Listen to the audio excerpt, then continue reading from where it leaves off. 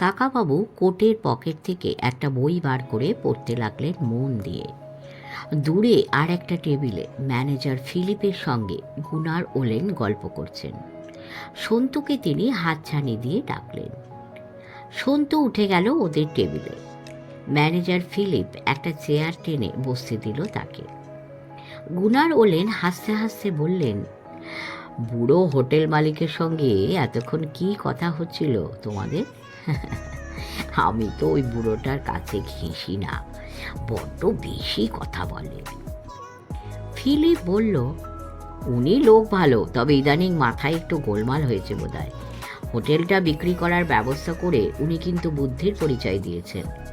কদিন বাদে আমাদের সরকার এমনি এটা দখল করে নিত, তখন তুমি একটা পয়সাও পেতেন না। পিয়ে লাফারকে সন্তুর বেশ পছন্দ হয়েছিল। তার সম্পর্কে এইসব কথা শুনতে সন্তুর ভালো লাগলো না। সে জিজ্ঞেস করল, আজ সকালে বেড়াতে যাওয়া হবে না? ফিলিপ বলল, আমাদের গাড়িগুলো এয়ার স্ট্রিপে গেছে আজকের অতিথিদের আনবার জন্য। ওগুলো ফিরলেই তোমাদের পাঠানো হবে। তোমার কাকাবাবুকে বলো, আজ আমি নিজে তোমাদের নিয়ে যাব। যা দেখাবো তা আর কেউ দেখাতে পারবে না। 1 ঘন্টার মধ্যে তৈরি হয়ে নিও। গুনার ওলেন জিজ্ঞেস করলেন, ইয়াং ম্যান, তোমার কাকাবাবু কি করেন? মানে ওর পেশা কি? কাকাবাবু সবাইকে বলেন যে উনি আগে ছিলেন জিওলজিস্ট। পা ভেঙে যাওয়ার জন্য আগে আগে রিটায়ার করেছেন। সন্তুও সেই কথাটাই বলল। গুনার ওলেন একবার ফিলিপের চোখের দিকে তাকিয়ে চুপ করে গেলেন। সন্তুর মনে হলো এরা দুজন এতক্ষণ কাকাবাবু সম্পর্কেই আলোচনা করছিল। একজন খোঁড়া লোক সব ব্যাপারে এত খোঁজখবর নিচ্ছে দেখে লোকের তো কৌতূহল হবেই। ওদের সঙ্গে আর কিছুক্ষণ কথা বলার পর ফিরে এলো সন্তু। সামনে জলাভূমিতে এখন অনেক জন্তু এসে গেছে। কালকে ছিল এক দল মোষ, আজ আর একটাও মোষ নেই। তার বদলে রয়েছে অনেকগুলো শুয়োর আর বেবুন। গাড়ির শব্দে বোঝা গেল এয়ার স্ট্রিপ থেকে আজকের যাত্রীরা এসে গেছে। সন্তু নদীর দিকের পথটার দিকে চেয়ে রইল। মিনিট 10 বাদেই মাসাই গার্ডরা 5-6 জন যাত্রীকে নিয়ে এলো। তাদের মধ্যে একজনকে কেমন যেন চেনা চেনা মনে হলো। কোথায় যেন দেখেছে। লোকটি একজন লম্বা মতন ভারতীয়। লোকটি নিজে থেকেই এগিয়ে এসে কাকাবাবুর দিকে হাত বাড়িয়ে হাসি মুখে বলল, কেমন আছেন মিস্টার রায়চৌধুরী? বলেছিলাম না আবার দেখা হয়ে যেতে পারে। তখনই সন্তুর মনে পড়ে গেল এই লোকটি প্লেন থেকে নামবার সময় কাকাবাবুর ব্যাগটা হাতে নিয়েছিল। এর নাম P.R. লোহিয়া। কাকাবাবু হাত তুলে নমস্কার জানিয়ে বললেন, হ্যাঁ, আবার দেখা হয়ে গেল। আপনার চিঠির জন্য ধন্যবাদ। লোকটি চমকে উঠে বলল, চিঠি? তার মানে কিসের চিঠি? আপনি হোটেলে আমার নামে যে 1 লাইন চিঠি পাঠিয়েছিলেন সেজন্য ধন্যবাদ জানাচ্ছি। আমি আপনাকে চিঠি পাঠিয়েছি? কই না তো, সেই চিঠিতে আমার নাম ছিল। কাকাবাবু হেসে বললেন, হ্যাঁ না, তাহলে বোধহয় অন্য কেউ পাঠিয়েছে। যাই হোক, আবার আপনার সঙ্গে দেখা হয়ে খুশি হলাম মিস্টার লোহিয়া। আপনি ক্লান্ত আছেন নিশ্চয়ই, যান এখন বিশ্রাম নিন। লোহিয়া বললে, আসবার সময় প্লেনটা অনেকবার ডিগবাজি খেয়েছে। ওয়েদার খারাপ ছিল নাইরোবির দিকে, তারপর এখানে এসে আর নামতে পারে না। এক পাল বুনো মোষ ঘুরে বেড়াচ্ছিল এয়ার স্ট্রিপে। কাল ছিল হাতি, আজ মোষ। সিংহ থাকলে নাকি নামাই যায় না। লোহিয়া একটু দূরে গিয়ে থমকে দাঁড়ালো, ঘুরে তাকালো কাকাবাবুর দিকে। তাকে খুব চিন্তিত মনে হলো। আবার ফিরে এসে সে জিজ্ঞেস করলো, মিস্টার রায়চৌধুরী, আপনাদের এখানে কোনো অসুবিধে হচ্ছে না তো? না না, কোনো অসুবিধে নেই। আমি আর সন্তু দিব্যি আছি এখানে। লোহিয়া আবার চলে যেতে গিয়েও পারল না। আবার থমকে দাঁড়িয়ে সে হাতছানি দিয়ে বলল, মিস্টার রায়চৌধুরী, অনুগ্রহ করে একটু শুনবেন। বোঝা গেল সে কাকাবাবুকে আরও কিছু বলতে চায়, কিন্তু সন্তুর সামনে বলতে অসুবিধে হচ্ছে। কাকাবাবু উঠে গেলেন। সন্তু অন্যদিকে মুখ ফিরিয়েও কান খাড়া করে ওদের কথা শোনার চেষ্টা করলো, কিন্তু কিছুই শোনা গেল না। একটু বাদে কাকাবাবু হাসি মুখে ফিরে এসে শুধু বললেন, হুম হুম হুম হুম। পি আর লোহিয়া চলে গেল অফিস ঘরের দিকে। একটু পরে ম্যানেজার ফিলিপ এসে বলল, চলো এবার তোমাদের ঘুরিয়ে নিয়ে আসি। কাকাবাবু বললেন, তুমি ব্যস্ত মানুষ, তুমি নিজে যাবে কেন? যে কোনো একজন ড্রাইভারকে দিয়ে দিলেই তো হয়। তুমি আমাদের স্পেশাল গেস্ট, আমার মালিকরা খবর পাঠিয়েছে যে তোমাদের যত্নের যেন কোনো ত্রুটি না হয়। আমার হাতে এখন অন্য কোনো কাজ নেই, আমি নিজেই তোমাদের সব কিছু ঘুরিয়ে দেখাবো। কাকাবাবু উঠে দাঁড়িয়ে বললেন, তাহলে চলো যাওয়া যাক। নদী পর্যন্ত জঙ্গলের পথটা আজ ফাঁকা, একটাও জন্তু জানোয়ার নেই। দুজন মাসাই গার্ড অবশ্য ওদের পৌঁছে দিয়ে গেল নৌকো পর্যন্ত। নৌকোতে উঠে দেখা গেল খানিকটা দূরে 3টে হাতি নদীর ধারে দাঁড়িয়ে জল খাচ্ছে। একটা হাতি সুঁড়ে করে জল ছেটাচ্ছে চারদিকে। কাকাবাবু ফিলিপকে বললেন, নৌকোটা একটু থামাও, ওদের ভালো করে দেখি। ফিলিপ অবজ্ঞার সঙ্গে বলল, ওরকম আরও অনেক দেখতে পাবে, হাতির কি অভাব নাকি? এদিকে হাতি খুব বেড়ে গেছে। এ পাশে এসে দেখা গেল গাড়ির চারপাশে এক পাল জেব্রা। তারা গাড়ির গন্ধ শুকছে, তাদের তাড়াতেও হলো না। মানুষ দেখেই তারা ল্যাজ তুলে ছুটে পালালো। 4খানা গাড়ির মধ্যে একটা গাড়ির গায়ে চাপড় মেরে ফিলিপ বলল, এটাই সবচেয়ে ভালো, তোমরা দুজনে সামনের সিটে বসো, ভালো দেখতে পাবে। গাড়িতে স্টার্ট দিয়েই ফিলিপ বেশ জোরে চালাতে শুরু করলো। পথ ছেড়ে সোজা মাঠের মধ্যে, এবড়ো খেবড়ো মাঠ, মাঝে মাঝে গর্ত, তাতে ফিলিপের ভূক্ষেপ নেই। তার গাড়িটাও খুব শক্তিশালী, গাঁ গাঁ করে ছুটছে। প্রথমে কিছু দেখা যায় না, ধুধু করছে মাঠ, মনে হয় দিগন্ত পর্যন্ত আর কিছুই নেই। আসলে মাঠটি ঢেউ খেলানো। একবার একটা উঁচু জায়গাতে উঠতেই দেখা গেল একদিকে পিল পিল করছে জন্তু, কয়েক হাজার তো হবেই। গাড়িটা সেদিকে নিয়ে যেতে দেখা গেল ওই জন্তুগুলি অধিকাংশই জেব্রা আর ওয়াইল্ড বিস্ট। তারা মাঝে মাঝে ঘাস খাচ্ছে আর একটু একটু করে এগোচ্ছে। সন্তু একসঙ্গে এত গরু ছাগলও কোনোদিন দেখেনি। কাকাবাবু বললেন, সব জন্তুগুলোর মুখই একদিকে, সেটা লক্ষ্য করেছিস সন্তু? ফিলিপ বলল, তুমি ঠিক ধরেছ রায়চৌধুরী, এইসব জন্তুরা আসছে তানজানিয়ার সারিঙ্গেটি জঙ্গল থেকে। জন্তু জানোয়ার তো কোনো দেশের সীমানা মানে না, পাসপোর্টেরও পরোয়া করে না। প্রত্যেক বছর এই সময় এই জন্তুগুলো তানজানিয়া থেকে কেনিয়ায় ঢুকে লেক ভিক্টোরিয়ার দিকে যায়, প্রায় 1000 মাইল। সন্তু চোখ বড় বড় করে জিজ্ঞেস করল, 1000 মাইল? সত্যি? হ্যাঁ সত্যি। যাবার পথে কতগুলো যে মরে তার ঠিক নেই, তবু ওরা যাবেই। কেন যায়? যায় ঘাসের খোঁজে। যখন যেখানে বৃষ্টি হয় সেখানে ঘাস ভালো হয়, ওরা সেটা জানে। কতকাল ধরে যে ওরা এই একই পথ ধরে যাচ্ছে তা কে জানে। ওরা গাড়ি দেখে ভয় পায় না। গাড়িকেও ওরা একটা জন্তু মনে করে নিশ্চয়ই। অনেক গাড়ি দেখে দেখে ওরা বুঝে গেছে যে এই শব্দ করা জন্তুগুলো ওদের কোনো ক্ষতি করবে না। যেমন ওরা হাতি দেখলে ভয় পায় না, কিন্তু সিংহ বা লেপার্ড দেখলে দৌড়বে। ফিলিপ আবার গাড়িতে স্টার্ট দিতেই সন্তু বলল, এখানে দাঁড়িয়ে আর একটু দেখব? এরকম আরও কত দেখতে পাবে, এদের সংখ্যা লক্ষ লক্ষ। চলো আগে গন্ডার খুঁজে দেখা যাক। সিংহ, হাতি এসবও অনেক দেখতে পাবে, কিন্তু গন্ডার সহজে দেখা যায় না, গন্ডার খুব কমে এসেছে। মাঝে মাঝে ছোট ছোট পাহাড় রয়েছে, সেই পাহাড়ের গায়ে গায়ে জঙ্গল। কোনো জঙ্গলই তেমন ঘন নয়।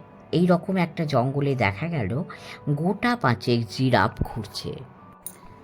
জিরাফরা বোধহয় গাড়ির মতন জন্তুকে পছন্দ করে না। গাড়ি দেখেই তারা দৌড়তে শুরু করলো। লম্বা লম্বা পা ফেলে কয়েক মিনিটের মধ্যে অদৃশ্য হয়ে গেল একেবারে। ফিলিপ বলল, ওরা কিন্তু আমাদের দেখে ভয় পায়নি, জিরাফরা নিরিবিলি থাকতে ভালোবাসে, অন্য কোনো জন্তুর সঙ্গে মেশে না। তুমি দেখবে হরিণ, মোষ, জেব্রা পাশাপাশি ঘুরছে, কিন্তু জিরাফরা এরকম কোনো দলে থাকে না। একটু দূরে দেখা গেল এক পাল হরিণ, ছোট বড় নানা রকম। কোনোটার মাথায় শিং পেঁচানো পেঁচানো, কোনোটা আবার ছাগলের মতো। কাকাবাবু বললেন, আমরা সবগুলোকেই হরিণ বলি, কিন্তু এদের আলাদা আলাদা নাম আছে। ওই ছোটগুলো। কাকাবাবুকে বাধা দিয়ে ফিলিপ বলল, হ্যাঁ, ওই ছোটগুলো বুকবাগ, গায়ে সাদা সাদা দাগ। ওই দিকে দেখো গেজেল, ওরা ভেড়ার থেকে বড় হয় না। ওর চেয়ে বড়গুলো ইম্পালা, কি সুন্দর শিং দেখেছ? ওরা লাফাতেও পারে দারুণ জোরে। আর যেগুলো দেখছো নীল রিং রং, ওদের বলে টোপি। একটা সিগারেট ধরিয়ে ফিলিপ বলল, চারদিকে লক্ষ্য রাখো, এখানে নিশ্চয়ই কোথাও সিংহ দেখা যাবে। সিংহ ওই ইম্পালা হরিণ খেতে খুব ভালোবাসে, অবশ্য ওদের মারা খুব শক্ত। ফিলিপ আস্তে আস্তে গাড়ি চালাতে লাগলো। একটু দূরেই দেখা গেল একটা বড় গাছের ছায়ায় শুয়ে আছে দুটো লেপার্ড, ঠিক যেন দুটো হলদে কালো রঙের বড় আকারের বেড়াল। ওদের দেখেই সন্তু বলে উঠল, কি সুন্দর। ফিলিপ বলল, হ্যাঁ সুন্দর বটে, কিন্তু এরকম হিংস্র প্রাণী খুব কমই আছে। এই লেপার্ডের চামড়ার খুব দাম। গাড়িটা এক জায়গায় দাঁড় করিয়ে ফিলিপ বলল, দাঁড়াও, এবারে একটা মজা দেখা যাবে। হরিণের পালটা আসুক। হরিণের পালটা ছিল একটা টিলার ওপারে। একটু পরেই তারা এদিকে চলে এলো। সঙ্গে সঙ্গে লেপার্ড দুটো তাড়া করে গেল তাদের। ফিলিপও তার গাড়িটা ছোটালো ওদের পেছন পেছন। লেপার্ডের তাড়া খেয়ে হরিণগুলো ছুটলো পাঁই পাঁই করে, কোনোটা তিরিং তিরিং করে লাফাতে লাগলো। সন্তুর প্রায় দম বন্ধ হয়ে এলো। এই বুঝি কোনো হরিণ ধরা পড়ে যায়। সে চোখ বুঝতে যাচ্ছিল, এমন সময় ফিলিপ হো হো করে হেসে উঠল। কাকাবাবুও হাসলেন। সন্তু দেখল যে লেপার্ড দুটো দৌড় থামিয়ে এক জায়গায় ধপাস করে শুয়ে পড়ে জিভ বের করে হাঁপাচ্ছে। হরিণের পালটাও খানিকটা দূরে থেমে গিয়ে ঘাড় ঘুরিয়ে দেখছে লেপার্ড দুটোকে। সন্তু জিজ্ঞেস করল, কি হলো?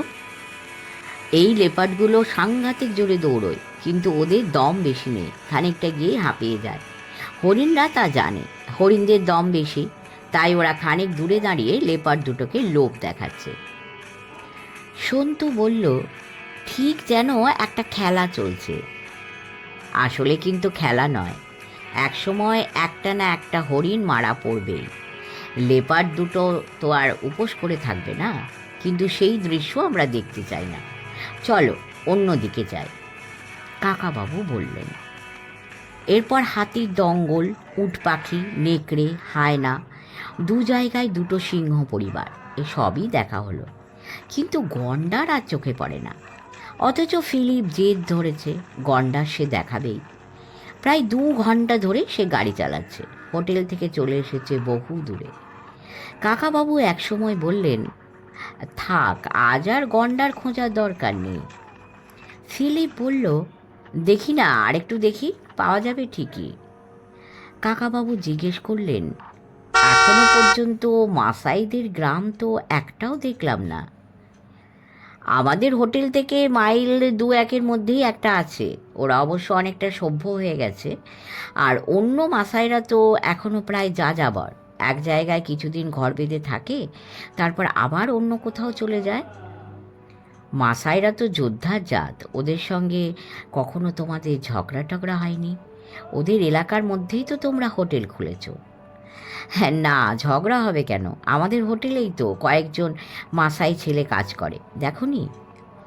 হ্যাঁ দেখেছি, কিন্তু ওদের সঙ্গে তো কথাই বলা যায় না, ওরা ইংরেজি জানে না একেবারে। ইংরেজি জানলেও হোটেলের গেস্টদের সঙ্গে ওদের বেশি কথা বলা নিষেধ। তুমি ওদের কাছে কি জানতে চাও? আগে মাসাইরা ইচ্ছে মতন জন্তু জানোয়ার মারত, ওদের ছেলেরা একটা সিংহ কিংবা হাতি মারতে না পারলে বিয়েই করতে পারত না। এখন সরকার থেকে ওদের শিকার করা নিষেধ করে দিয়েছে। সেটা ওরা কতটা মেনে নিয়েছে? কিচ্ছু মানেনি। ওরা এখনও কত জন্তু জানোয়ার মেরে মেরে শেষ করে দিচ্ছে। ওরা মারে, আর সেই সব জন্তু জানোয়ারের চামড়া কারা বিক্রি করে? রায় চৌধুরী, তুমি কি এইসব নিয়ে গবেষণা করার জন্য ইন্ডিয়া থেকে এসেছো নাকি? না না, নিছক কৌতূহল। সব ব্যাপারে সকলকে বেশি কৌতূহল দেখাতে নেই, তা জানো না? ওটাই তো আমার রোগ, আমার বড্ড বেশি কৌতূহল। তুমি আমাদের বুড়ো হোটেল মালিকের কাছে হ্যারি ওটাঙ্গো বিষয়ে কি বলছিলে? তুমি তা শুনলে কি করে? আমরা তো খুব আস্তে আস্তে কথা বলছিলাম। একজন বেয়ারা তোমাদের কফি দিতে এসেছিল। তোমাদের ধারণা সে ইংরেজি জানে না, সে আমাকে সব বলে দিয়েছে। তুমি হ্যারি ওটাঙ্গোকে চিনতে? তার নাম উচ্চারণ করা অপরাধ নাকি? তুমি বিদেশি, আমাদের ব্যাপারে নাক গলানো তোমার পক্ষে নিশ্চয়ই অপরাধ। শোনো ফিলিপ, তোমার দেশের ব্যাপারে আমি একটুও নাক গলাইনি। অত বড় লম্বা নাকও আমার নেই। আমি মাথা ঘামিয়েছি আমার এক বন্ধু সম্পর্কে। হ্যারি ওটাঙ্গো আমার বন্ধু ছিলেন। কোনো বন্ধুর বেলায় স্বদেশি বিদেশির প্রশ্ন ওঠে না।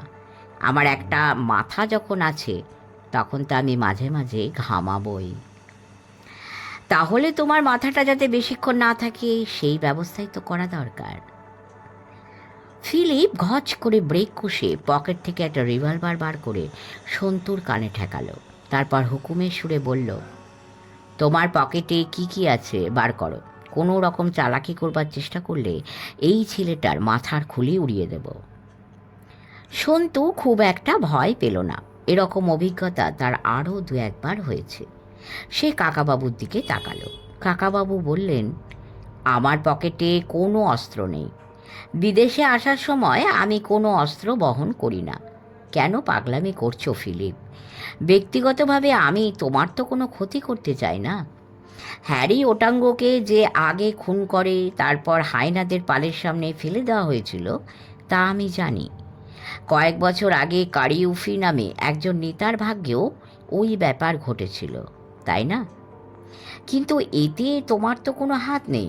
আমি এখানে এসেছি যে জার্মান ট্যুরিস্ট দুজন উধাও হয়ে গেছে তাদের সম্পর্কে খোঁজ খবর নিতে।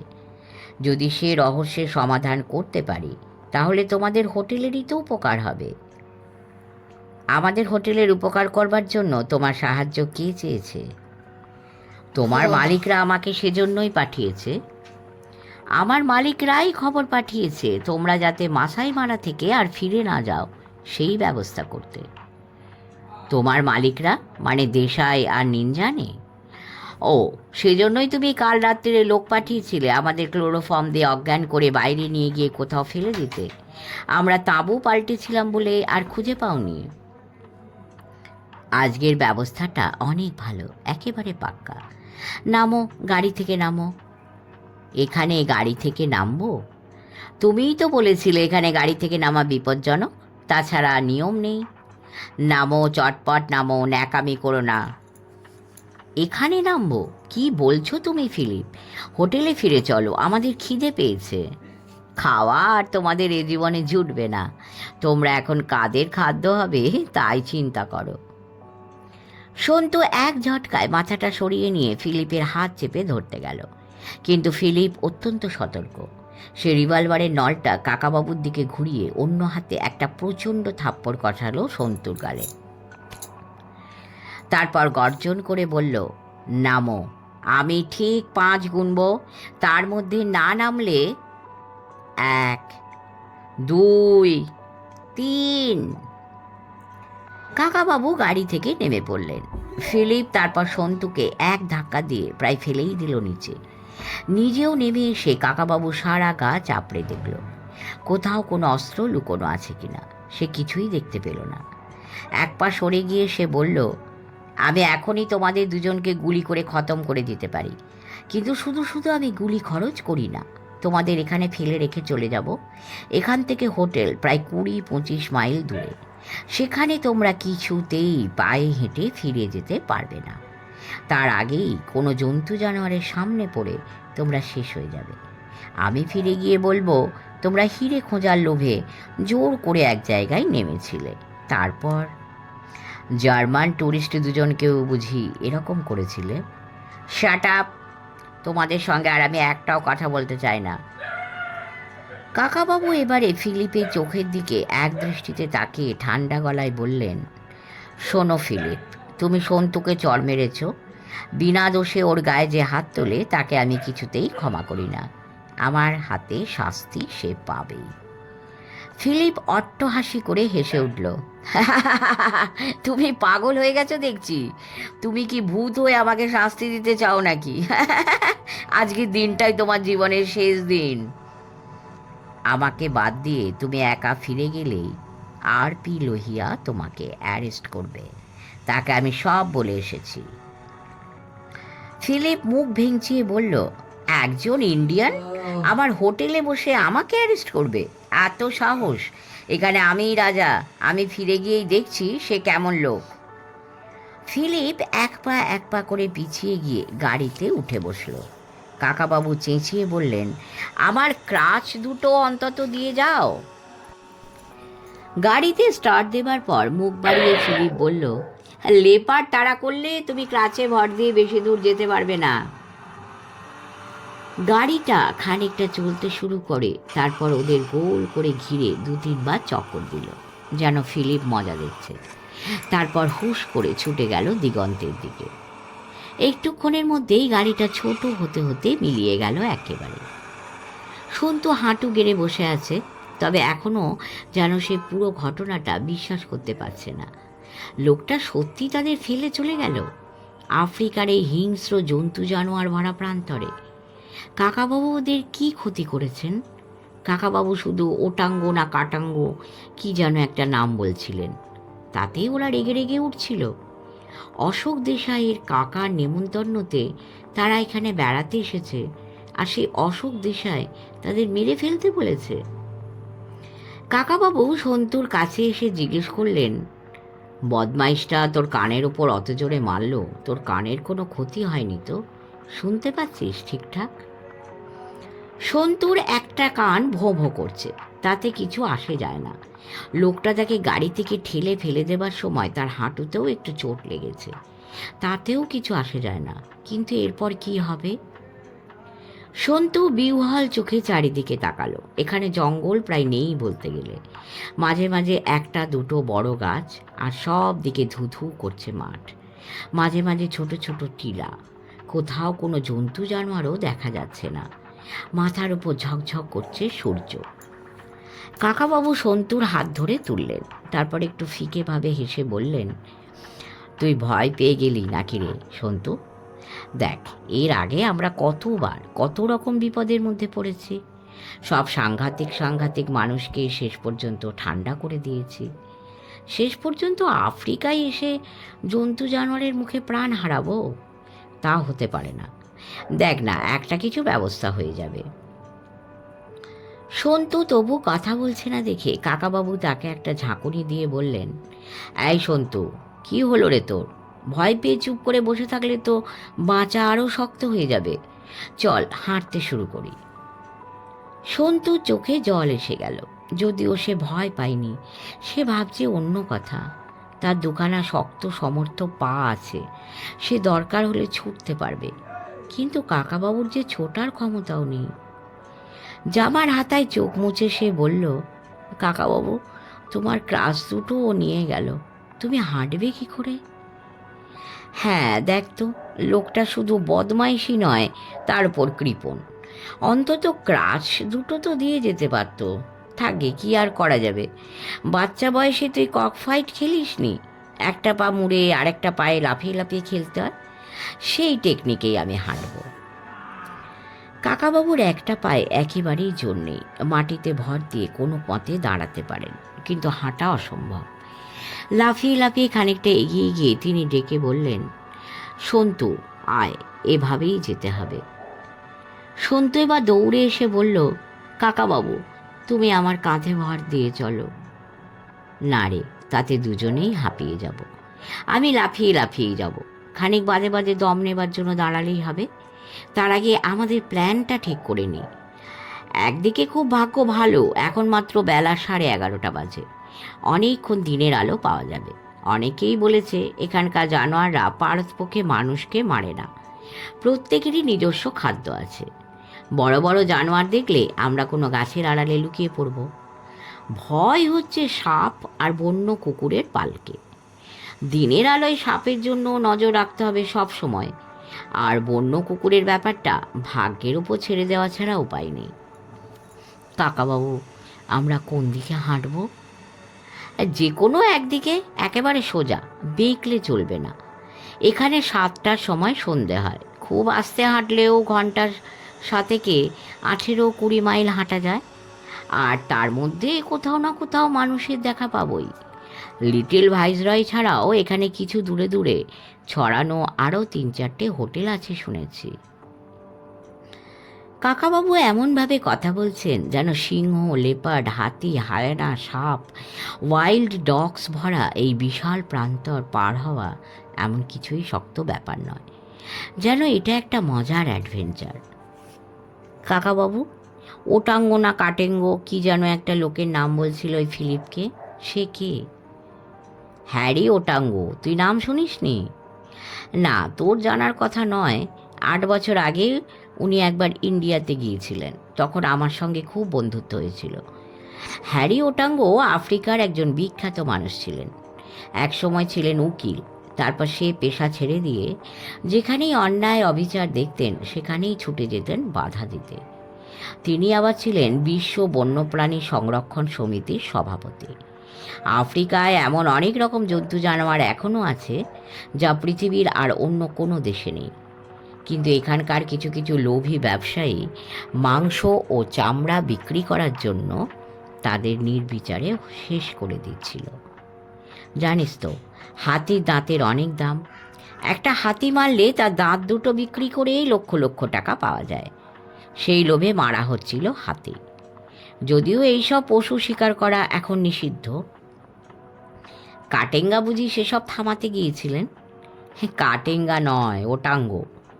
তিনি কেনিয়ায় এসে অনেক খোঁজখবর নিয়ে দেখলেন এখানকার কয়েকজন বড় বড় ব্যবসায়ী আর সরকারি কর্মচারী, 2-1জন মন্ত্রীও আছে, গোপনে গোপনে এই পশু নিধনের কারবার চালাচ্ছে। ইউরোপ আমেরিকার কয়েকটি কোম্পানি তাদের কাছ থেকে সেই সব কেনে। ওটাঙ্গো ঘোষণা করলেন কারা কারা এই বেআইনি নৃশংস ব্যবসা চালাচ্ছে তাদের নাম তিনি প্রকাশ করে দেবেন। পরদিন কি হলো জানিস? নাইরোবি শহর থেকে মাত্র 23 মাইল দূরে হ্যারি ওটাঙ্গোর ছিন্ন ভিন্ন শরীরটা পাওয়া গেল। এক পাল হায়না তার অনেকখানি মাংস খেয়ে নিয়ে গেছে। খবরে কাগজে বেরোলো যে মিস্টার ওটাঙ্গো কোনো ক্রমে হায়নার পালের মুখে পড়ে গিয়ে প্রাণ দিয়েছেন, কিন্তু অনেকেরই ধারণা ওকে কেউ আগে থেকে খুন করে হায়নাদের সামনে ছুঁড়ে ফেলে দিয়ে গেছে। ওকে কারা খুন করতে পারে তা তো বোঝাই যায়। হ্যাঁ, বোঝা যায় তো বটে, কিন্তু সেই দলটা এত শক্তিশালী যে কেউ তাদের নাম প্রকাশ করতে সাহস করে না। সব জায়গাতেই ওরা টাকা খাইয়ে রাখে। ওই ম্যানেজার ফিলিপটাও তাহলে ওই দলে? ও একটা চুনোপুটি। আসল চাই হলো অশোক দেশাই আর নিঞ্জানের মতো লোকেরা। অশোক দেশাইয়ের কাছে টাকার জোর, আর নিঞ্জানের আছে সরকারি মহলে প্রতিপত্তি। পুলিশও ওদের ধরতে সাহস করবে না। এখন বুঝতে পারছিস তো ওরা কেন হোটেলটা কিনতে চাইছে? কেন? এরকম জায়গায় একটা হোটেল হাতে থাকলে এখান থেকে অনেক জীবজন্তু মেরে পাঠাবার সুবিধে। হোটেলটা ভালো না চললেও অন্যদিকে ওদের লাভ হবে অনেক। বুড়ো সুইস সাহেবটার ওপর চাপ দিয়ে ওরা হোটেলটার দামও কমিয়ে ফেলবে অনেক। তাহলে নাইরোবি শহরে থাকতে দুপুরে কে আমাদের টেলিফোনে ভয় দেখালো? আর কেই বা চিঠিটা তা পাঠালো? একটু দাঁড়া, বড্ড হাঁপিয়ে গেছি রে সন্তু। ওই দেখ, সামনের দিকে তাকিয়ে সন্তু কেঁপে উঠল।